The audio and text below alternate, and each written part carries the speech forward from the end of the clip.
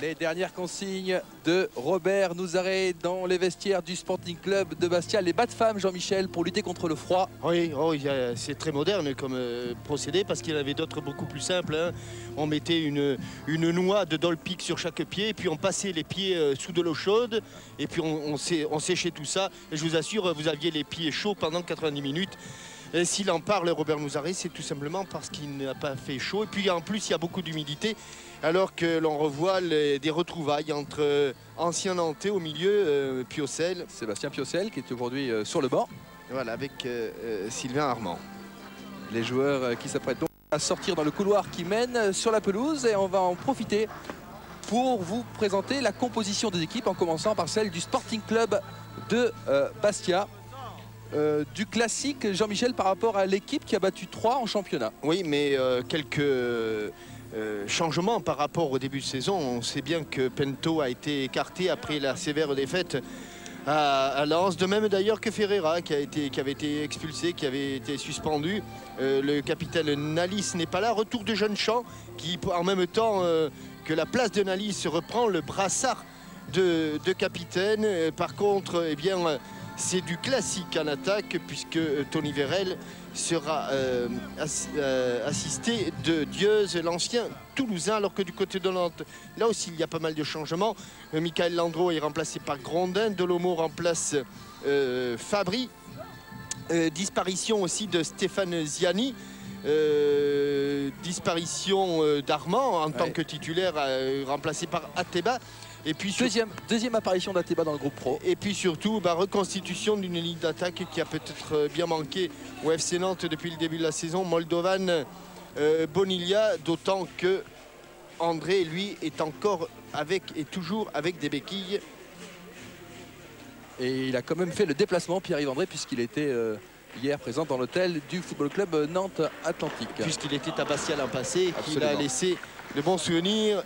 Et qu'on sait que l'hospitalité corse n'étant pas un vain mot, beaucoup de personnes souhaitaient qu'il revienne. Alors vous vous demandez pourquoi sans doute ce stade est vide aujourd'hui, tout simplement parce que la Corse est vraiment sous la neige, même s'il n'y en a pas au bord de la mer. On peut vous dire qu'au centre de la Corse, dans les montagnes, il a beaucoup neigé depuis 2 jours. Et donc les spectateurs qui généralement viennent des différents coins de la Corse n'ont pas pu se rendre à ce stade. D'autant que nous sommes vraiment à hauteur de la lagune de Furiani ici, et qu'à quelques centaines de mètres, je dirais à 250 mètres, eh bien, les sommets alentours sont blancs. C'est assez anachronique d'ailleurs de voir ça en Corse, même au mois de décembre. Oui, Pierre Perronnet. Je suis avec le capitaine de coupe, on pourrait dire. Frédéric, c'est vous qui aviez porté le brassard en Coupe de la Ligue. C'est encore le cas ce soir. On sait que la Coupe de France n'est pas votre priorité. Néanmoins, on peut imaginer que les victoires appellent les victoires et que retrouver et la victoire et ce rythme-là est intéressant pour Nantes. Oui, de gagner des matchs comme en Coupe de France ou en Coupe de la Ligue, ça permet d'avoir un peu plus de confiance après en championnat. Mais aussi, c'est les chemins les plus courts pour accéder à une Coupe d'Europe. Donc il faut essayer d'en profiter. Quels ont été les mots de Reynald dans le vestiaire? Rigueur. En général, c'est de la rigueur, que ce soit offensive ou défensive. Merci beaucoup, Frédéric. Merci Pierre. Nantes et Bastia qui vont se rencontrer 3 fois d'ici le 8 janvier en Coupe de France aujourd'hui. Mais il y aura également un match de Coupe de la Ligue et un match de championnat le 8 janvier. En général, c'est ça. En général, c'est la loi des séries. Et donc, c'est la première manche ici pour Nantais et Bastiais. Les Nantais et les Bastiais qui restent sur des résultats diamétralement opposés en championnat, Christian. Absolument, puisque les Bastiais ont donc redressé la barre face à 3 en s'imposant 2-0. Ils ont donc oublié le 7-0 que Lens leur avait infligé au stade Félix Bollard il y a 10 jours. 7-0 qui avait laissé des traces, puisque Frédéric Mendy avait dit à l'issue de ce match, j'avais même honte d'aller chercher le pain à la boulangerie à la suite de ce 7-0. Et Mendy ne jouait pas cette rencontre-là. Et de cette rencontre-là, eh bien, moi j'ai un visage extraordinaire, celui de Pinto qui semblait, le pauvre, totalement perdu et qui, pour regagner le tunnel du stade de Bollard, a mis un temps infini. Il avait les larmes dans les yeux et il s'en est à peine remis aujourd'hui. Il s'en est à peine remis. Il est tout jeune, Pinto. Il a 20 ans et 21 ans. Et quand on prend 7 buts, même si c'est sur le terrain du leader du championnat de France, c'est très très difficile à encaisser. La décontraction de Robert Nouzaré, l'entraîneur du Sporting Club de Bastia. Et puis bien sûr du côté du Football Club de Nantes, on veut oublier cette défaite à la Beaujoire face à Montpellier, alors que le FC Nantes Atlantique avait réalisé une première période de toute beauté. Oui, mais ce sont les années qui sont sans. Et là, on a vraiment l'impression que pour le FC Nantes, on change les formules, on change les joueurs, on change les schémas tactiques, on change les dispositions, mais rien n'y fait. Et c'est là aussi la loi des séries, des poteaux, des transversales, des ballons qui ne vont pas au fond des filets. Et puis sur le premier contre, on encaisse un but. Et ça a été vraiment le cas contre Montpellier, même si les hommes d'Oulou Nicolin n'ont pas usurpé cette victoire à la Beaujoire Louis Fontenot. Vous avez aperçu Stéphane Moulin, l'arbitre de la rencontre. Il a 24 ans, c'est un prof d'histoire géo de la Ligue Franche-Comté, alors que le coup d'envoi va être donné en quelques secondes. Et vous avez aperçu les crampons de Tony Vérel, c'est donc du 18 pur et dur pour une pelouse gorgée d'eau dont on a même craint qu'elle ne puisse pas supporter ce match, Christian. Robert Nouzaré qui a l'habitude de dire que ce terrain de Furiani est un peu un champ de patates et qu'il faut mieux jouer sur un champ de patates mouillé que sur un champ de patates qui est sec. C'est évident, puisque quand c'est mouillé, ça gomme un petit peu les imperfections du terrain. Bon contrôle. Bastier avec Diosdia Caduchamp. Manso qui est parti sur le côté droit. Le petit Argentin, le ballon va sortir. Et vous aurez remarqué dans un premier temps que Manso, le gaucher, évolue sur le côté droit. Un petit peu à la manière des handballeurs. Il a fait permuter ces deux hommes de couloir, Robert Nouzaré. Uras, justement à côté de Manso. Oh, ça c'est un bon sens. Oh, il y a une main, oui, Tony Vérel montre la main. Il me semble bien qu'il y a eu une main, sans doute involontaire, mais il me semble bien, monsieur Laurent Lachon, notre réalisateur, il y avait une main, soit de Dolomo, soit de Gilet, alors que Olimbé n'a pas pu s'échapper. Ici, ah bah elle est bastiaise. Elle est bastiaise, c'est Nicolas Dieuse. Vous voyez, mais même Tony Vérel s'est trompé. Oh, ça c'est une bonne transversale. Il a bien sorti Grondin, mais cette transversale de Manso était fort intelligente. Monsieur Moulin n'a pas pu revenir à la faute. Ouais. Écarté sur le côté droit de Frédéric Darocha. Là on fait tourner Savino. Olembé. Il a du champ, va pouvoir frapper sans problème. Toutes les frappes cadrées vont être dangereuses. Bien joué avec Savino qui appelle le grand pont et qui est passé. 3 contre 2, 3 contre 2, 3 contre 2 en retrait. Bonne solution, Moldovan qui laisse filer. La frappe, oh là, la contrée au dernier moment. C'était bien joué de la part des Nantais. Et notamment de Moldovan qui s'était effacé. Djemba a toujours le ballon, il tente de lober Essien. Première grosse occasion. Et elle est pour le FC Nantes sur ce débordement de Savino. C'est pas terminé. Avec le côté droit là-bas. L'Aspal pour Moldovan dans la surface. Frappe non cadrée. Comment a-t-il manqué ce cadre, Bonilla? Là aussi. Occasion. Alors qu'il est absolument seul à 16 mètres du but. Regardez comme il force. On sent qu'il frappe plus avec ses épaules, ses bras qu'avec ses jambes. Souma. Tony Vérel. Il n'y a plus grand monde dans l'axe du but. Vérel est rentré sur son pied droit. Il va pouvoir frapper Tony Vérel. Oh, que c'est bien joué. Oh, que c'était bien joué. Quel dommage. Je crois que Beneforti ne s'est pas attendu. Il ne s'attendait pas à cette bonne inspiration de Tony Vérel qui, après plusieurs feintes de frappe, lui avait donné un excellent ballon. Et le jeune Corse a frappé en complet déséquilibre. Bonilla à la lutte avec Souma qui a le dernier mot.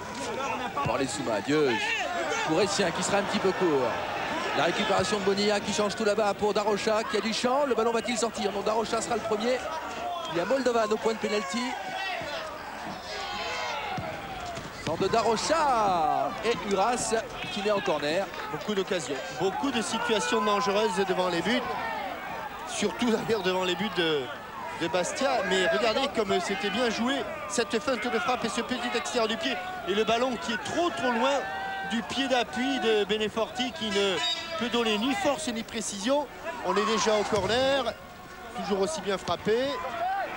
Dieuze est venu défendre alors que Laspal a pu récupérer. Frappe de Laspal, détourné. Et Baumnigel au premier poteau. Quel arrêt. Alors qu'il était pris à contre-pied et qu'il me semble que le ballon était cadré. Quel arrêt du gardien corse. Nous y reviendrons plus tard car le jeu se déroule. On a raison de rester sur le direct avec Dieuze pour Manso. Ah, faux appel. Incompréhension entre Dieuze et Manso, le petit gaucher. Regardez, on dirait un moins de 15, Manso. Il fait vraiment très jeune. Alors on voit la frappe de Laspal légèrement détournée par Souma. Oh là, oui, elle est cadrée, bien sûr qu'elle est cadrée. Bien joué, Baumnigel. Très bien joué, Baumnigel. Effectivement, a priori, c'était dedans. Oui, dedans. Vous avez vu le visage juvénile, hein, poupon de Manso. Et il y a le train de 17h20 qui passe à Foriani, à la gare de Foriani, Christian. Il y a même deux rames, ils se croisent là. Alors, Manso. Peut-être. Le cadre. Et vous voyez. Le cadre avec un ballon vicieux, un rebond. Manso en cloche. Jeune champ du gauche, en cloche également. Oh, ça c'est dangereux, Mais Oh, c'est dangereux. il peut frapper. Oh, c'est dangereux, mais heureusement Grondin était là. On a senti venir cette frappe de Manso. On a surtout senti venir la pression quand Salomon Limbé a confondu sa surface de réparation avec la surface de réparation adverse. Il y a des gestes que l'on fait dans la surface de réparation adverse que l'on ne fait pas lorsqu'on est en position défensive.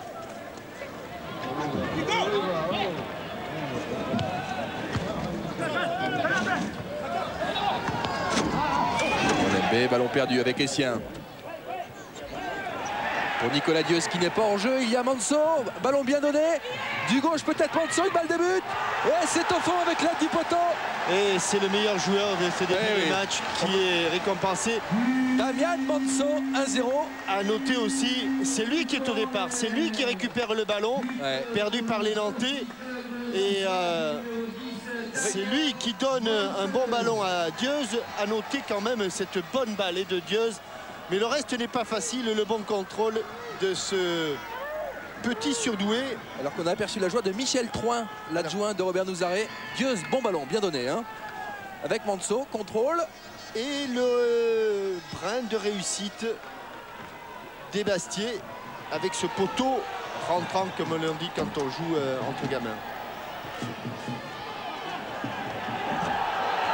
1-0 pour le Sporting.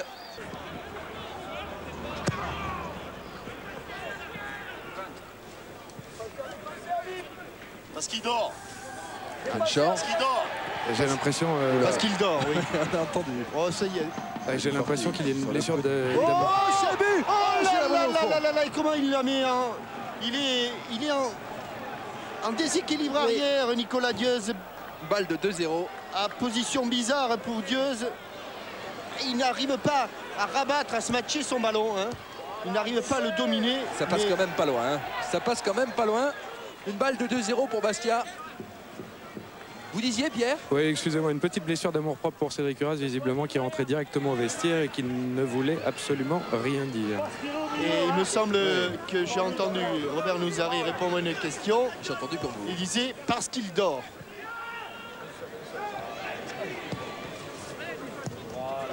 Quand il partait, j'ai posé la question de savoir s'il était blessé. Je n'ai pas eu de réponse, mais visiblement, il ne boitait pas. Donc je pense que c'est plus l'amour-propre qui a été touché. Ce sont les blessures les plus graves. Hein. Souma. Manso. Encore. Manso. Il attend du soutien. Et ça... Benny Forti là-bas. Le retourné de Tony Vérel. Je profite de cette sortie pour vous donner la question Minitel du jour. En demi-finale de la Coupe de France 2001, quel club a barré la route aux Nantais pour un 3e titre consécutif dans cette compétition? CFA, donc il y a trois divisions d'écart. Et il y aura une petite minute de temps additionnel, Christian et Jean-Michel. Et il y a un coup franc qui l'an passé était un coup franc très dangereux pour Gilet. Joué de manière collective avec Moldovan qui commet une faute. Et la différence, c'est que l'an passé, il le frappait directement. Et ouais, problème de confiance. Et là, qu'est-ce qu'il a fait? Il a tenté une petite cuillère, une petite louche. Un ballon piqué, du calme messieurs, du calme, du calme, du calme. Ouais, ils vont se revoir après le réveillon pour 2 autres matchs. Ils n'ont pas fini de se croiser sur la route, les Nantais et les Bastiais. Allez.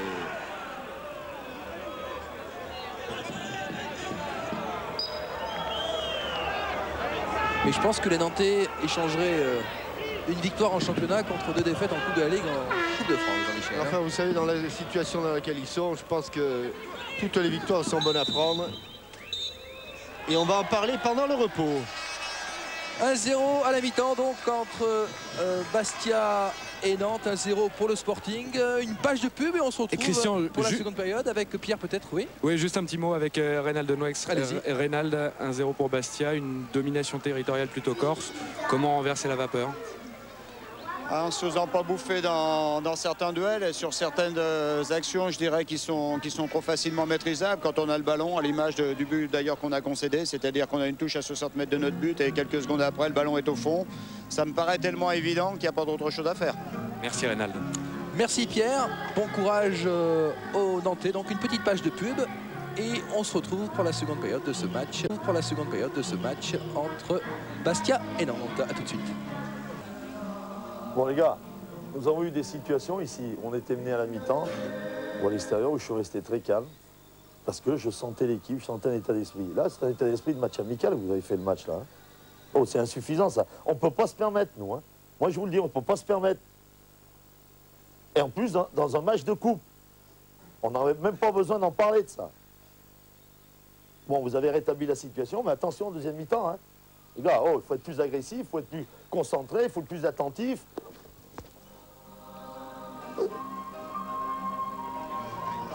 Évidemment, c'était il y a quelques secondes au début parce que... On a recalé la séquence. Voilà, il y a un rituel hein, dans les vestiaires, c'est qu'on laisse un petit temps de repos avant pour que les joueurs récupèrent, se soignent, se réhydratent. Bon. Et puis on discute. C'est à ce moment-là que l'on a pris cette séquence de Robert Nouzaret où on donne les conseils. Et puis il y a eu un retour au calme où on se reconcentre. Alors bien sûr, cette séquence était il y a 6-7 minutes en plein milieu de la période de repos. Pendant la pub, alors qu'il y a eu 2 changements à la pause du côté nantais, Jean-Michel, puisque Dalma et Armand font leur entrée à la place de Olymbe et d'Ateba. Et avant que l'arbitre nous donne le coup d'envoi, on va retrouver Pierre Pironnet qui se trouve, je crois, avec Pierre-Yves André. Absolument, avec Pierre-Yves André, dans un endroit inhabituel pour un joueur de foot, les tribunes. Pierre-Yves, vous avez subi une arthroscopie du genou gauche lundi dernier. J'imagine que ça doit être un petit crève-cœur pour vous de ne pas jouer ce match, étant donné que vous aviez porté jusqu'à l'année dernière les couleurs de Bastia. Oui, c'est vrai, c'est toujours un moment fort de revenir dans son ancien club et devant son ancien public. On a toujours à cœur de démontrer ce qu'on a pu prouver ici pendant quelques années, mais maintenant, bon, je fais partie de l'effectif nantais et j'espère que notre équipe va se ressaisir. Justement, vous avez vu cette première mi-temps, 1-0 pour Bastia avec une domination territoriale plutôt corse. Comment inverser la vapeur? Est-ce que les changements qui viennent d'être faits peuvent, à votre avis, être déterminants? Ouais, je pense qu'il faut arrêter de gamberger, lâcher un peu les chevaux et c'est ce genre de match qui doit nous servir et nous propulser vers l'avant. Donc des matchs comme la Coupe de France, il n'y a pas à calculer, il n'y en a qu'un qui passe. Donc autant la jouer à fond sans arrière-pensée. Merci. Et monsieur qui disait, à partir d'un moment où un joueur blessé est obligé de sortir du terrain pour revenir ensuite sur le terrain, on ne sait jamais combien cette absence va durer. Il me semblerait logique, me disait ce téléspectateur, que le joueur qui a blessé ce joueur bien reste en dehors du terrain le même temps que le joueur qui l'a blessé.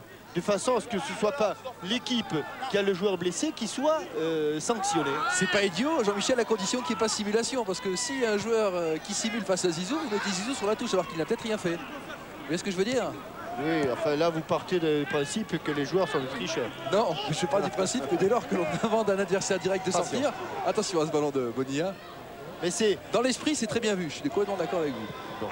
Bon, ouais, de toute façon, ça n'a aucune chance d'arriver. Alors, On pourrait aussi adopter les règles du rugby, Jean-Michel. Le remplacement temporaire, le temps de la blessure. Le temps qu'on soigne la blessure. il y a des joueurs qui seraient en short pour jouer 23 secondes. Hein. C'est mieux que de tirer le banc. Sur cette attaque nantaise, alors que Marseille mène 1-0 face à Saint-Leu. Et que les Nantais ont repris cette seconde période avec visiblement d'autres intentions. Frédéric Darocha avec Laspal. Darocha à Laspal, intervention Beneforti avec Vérel. Tegerville, Vérel qui poursuit son effort, il a tenté le grand pont, il est passé. Hop, heureusement qu'il n'est pas tombé. À gauche, à gauche, à gauche, voilà le pied gauche. Allez, la reprise peut-être, comme elle vient, but. Oh, le poteau. Le poteau, que c'était bien joué de la part de Dieuze. C'est peut-être pas fini avec Monceau la Penalty. Penalty. Quelle action du Sporting. Oui, avec au départ, c'était magnifique. C'était somptueux. Ça aurait pu être encore plus beau si Dieuze l'avait mise au fond. Mais ce n'est peut-être que partie remise. Alors que là, le pénalty de Sylvain Armand est malheureusement indiscutable puisqu'il a complètement accroché le petit Monceau. Il l'a accroché. Avec un grand bravo à Tony Vérel au départ d'action qui s'est vraiment arraché pour servir Dieuze dans de bonnes conditions. C'est pour lui. Oh, il est pas, non, le ballon n'est pas sur le point de pénalty. Non, le ballon n'est pas sur le point de pénalty. Et Monsieur Moulin, à mon avis, d'ailleurs, Willy Grondin le signale. Mettez-le sur le point de pénalty. Voilà. Faut-il avoir, il a fait un gros effort là, Tony Vérel, un gros effort. Vérel face à Grondin. Et c'est au fond. Oh, il est bien frappé. Et 2-0 pour le Sporting Club de Bastia. Quelle action du Sporting face à Nantes. Quelle action au départ avec Tony Vérel. Ce ballon récupéré, ce 1-2, ce centre au second poteau, cette reprise de Dieuze et le pénalty consécutif à la récupération de Monceau. Pénalty transformé du plat du pied dans le petit filet. Tony Vérel qui avait été éliminé par Nantes l'an passé avec Bordeaux 1-0 à l'Escure. Et qui là permet aux Corses de mener 2-0. On revoit la fabuleuse occasion avec le débordement dont vous parliez, Jean-Michel. Pied gauche. Un complet déséquilibre poteau. Il me semble que Grondin la touche. Et puis là, on le voyait sur un autre plan de Laurent Lachamp encore de façon plus nettement. Il va peut-être nous le remontrer. On voit le maillot de Monceau qui est le col qui est complètement ouvert. Là. Frédéric Mendy avec Jeune-Champ. Beneforti, il n'est pas en jeu. Et il a Deschamps. Allez, il y a Monceau. Est-ce qu'il va réussir à revenir? Est-ce qu'il va réussir à revenir? On va lever la tête. Crochet du droit peut-être frappé. Allez, au fond pour Monceau. 3-0, Jean-Michel. Ça devient très dur pour les Nantais. Mais les Bastiais jouent bien. Quel crochet fulgurant. Et là, c'est le chaos. Le doublé de Monceau dont on vous disait le plus grand bien. Avec le petit Argentin. Un petit chef-d'œuvre encore de Tony Vérel, un caviar et le calvaire de Willy Grondin qui pour la 3e fois, alors que là il n'y a absolument pas hors-jeu, puisque là-bas de l'autre côté on voit Sylvain Armand qui couvre et le crochet sur Nicolas Gillet. La petite passe à hauteur de Tony Vérel et avec beaucoup de décontraction, de la désinvolture, presque je dirais un peu de suffisance, et en tout cas c'est ainsi que l'auront ressenti les Nantais. Monceau qui marque tranquillement son 3e but. Barcelone a son Saviola, Bastia a son Monceau. Les stats vous donnent d'ailleurs raison. Sur le premier tour de la Ligue des Champions, Nantes était l'équipe qui avait le moins cadré ses frappes de tout le premier tour. C'est vrai que c'est assez inquiétant. Alors que sur le papier, alors que Tony Vérel fait un festival, Monceau du gauche qui laisse filer pour Essien qui l'a mis au-dessus. Comment a-t-il fait? Mon Dieu. Le pauvre Michael Essien qui en rigole, le Ghanéen, 19 ans. Il vaut mieux le manquer à 3-0. Ah, il avait tapé sur la transversale face à 3, des 20 mètres. Là, c'était plus facile à faire. Et encore, oui, mais le travail de Tony Vérel était pas mal. Ouais, exact. Et il n'est pas... Quelle belle image. Et Monceau est allé, qui lui avait donné ce ballon, est allé le réconforter. Marama Bayrua. 3 buts à remonter pour l'FC Nantes alors qu'on joue qu'il reste un quart d'heure. C'est mission quasiment impossible. Ah oui, il est bien tout frappé. seul. Oh, il est splendide. Sylvain Armand. 3-1 Superbe but du défenseur nantais qui rentrait à la pause. Il se rattrape, plus que 2 buts d'écart. Et j'allais vous dire, il reste quand même un quart d'heure à jouer. Absolument. Il peut se passer des choses. C'est difficile, mais bon. Généralement, vous me reprenez de voler quand je vends un peu la peau de l'ours comme ça. On sait jamais. 3-1. Et allez, superbe coup de tête. Hein. Superbe coup de tête dans la lucarne. Malgré le retour de Tony Vérel. Tacle-le. Je ne pense pas que ce soit vraiment le point fort de Manso. Bien joué Christophe Degas. Allez Prince, il faut attaquer le ballon, faute. De Delomo. Il a un carton jaune, il a un déjà carton pris un jaune. carton. Il en a déjà. Il en a déjà un, Delomo.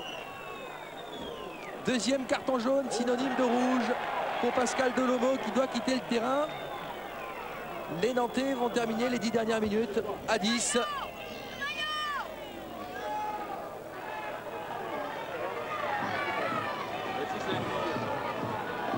Quand tout s'en mêle, rien ne va. Boldovan à la lutte avec Frédéric Mendy. Tout droit. Et faute pour Mendy. Vous savez qui me fait souvenir? Bon.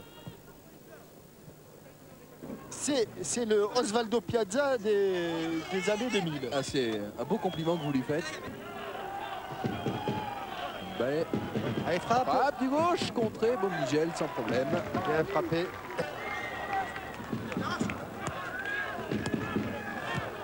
Ça.